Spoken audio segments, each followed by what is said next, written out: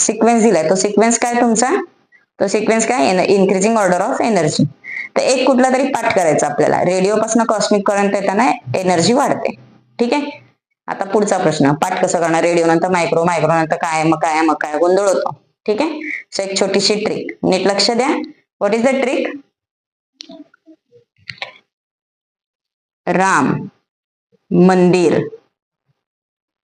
Is, बरोबर, Ram Mandir is radio micro infrared. Ram Mandir is, पुढे बघा काय येणार आहे, visible. Ram Mandir is visible under X-ray glass .com. Ram Mandir is visible under X-ray glass